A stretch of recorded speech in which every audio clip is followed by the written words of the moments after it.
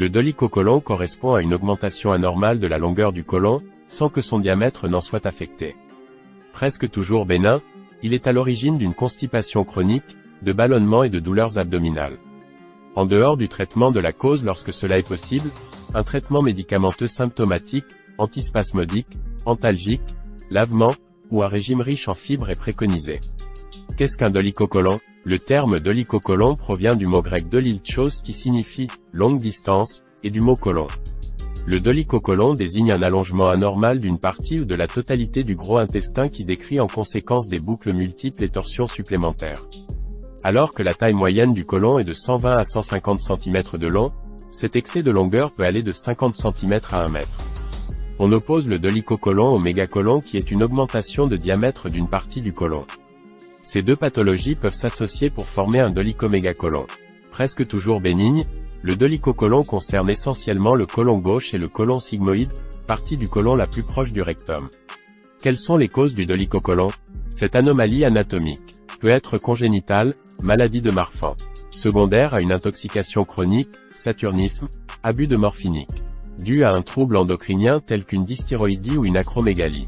Certaines personnes ont une prédisposition génétique. Si un membre de votre famille souffre d'un dolichocolon, vous avez plus de risque d'en avoir un aussi. Enfin, d'autres personnes peuvent avoir un dolichocolon sans que la cause ne soit identifiée. Quels sont les symptômes du dolichocolon? En cas de dolichocolon, la digestion se fait correctement, mais le bol alimentaire a une distance plus longue à parcourir avant d'être expulsé. Sur cette distance, le côlon absorbe le liquide contenu dans les selles pour récupérer les sels minéraux qui s'y trouvent. En conséquence, les fesses qui arrivent dans le rectum pour être expulsées sont plus dures que la moyenne, et peuvent entraîner des douleurs à la défécation. Ainsi le dolichocolon peut entraîner une constipation, parfois responsable d'un fécalome, c'est-à-dire d'un bouchon de sel dur dans le rectum, en cas de selles volumineuses, dures et sèches.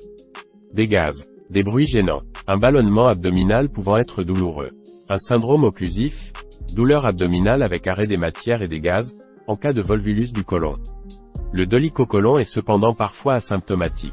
Si elle n'est pas traitée, la constipation peut entraîner des complications, telles que des hémorroïdes, des fissures anales, un prolapsus rectal, qui fait sortir l'intestin de l'anus. Les personnes ayant un dolichocolon courent également un risque accru de volvulus du côlon.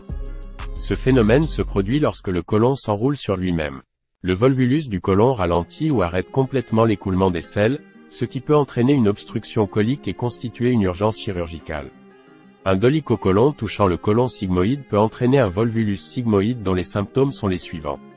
Impossibilité d'aller à la selle depuis un certain temps. Abdomen distendu et rempli d'air. Douleurs abdominales basses. Nausées. Vomissements. De nombreuses personnes vivent avec un dolichocolon sans le savoir. Traitement. Le traitement est avant tout préventif. Il consiste à lutter contre les symptômes qui peuvent apparaître de façon chronique et à apaiser les douleurs. Celui-ci comprend des antispasmodiques, antalgiques, laxatifs, lavements. Sauf cas grave, il est en général préconisé de ne pas opérer les dolichocolons, pour éviter de mettre en danger le bon fonctionnement de l'intestin, en endommageant les nerfs et les muscles. Lorsque l'intervention chirurgicale est pratiquée, c'est dans les cas de constipation très sévère et invalidante résistant à toute thérapeutique laxative ou en cas de subocclusion, c'est-à-dire de l'arrêt partiel du transit intestinal. Cure thermale. La cure thermale peut constituer une alternative naturelle et efficace, alliant cure de boisson, soins en hydrothérapie et repos. Un séjour en eau thermale aura pour objectif de retrouver un certain confort au quotidien, se ressentant durablement. Mesures hygiéno-diététiques.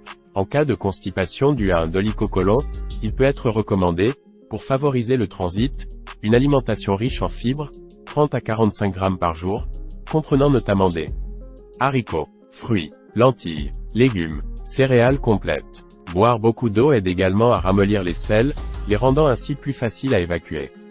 Chez certaines personnes atteintes d'un dolichocolon, un régime riche en fibres peut ne pas être préconisé, les fibres pouvant ajouter du volume aux selles, qui ont alors du mal à passer dans les plis tortueux de l'intestin, pouvant alors favoriser une occlusion colique. Dans ce cas, les laxatifs lubrifiants et les lavements seront préférés, en cas de douleur, des antispasmodiques ou des antalgiques non opioïdes pourront être proposés.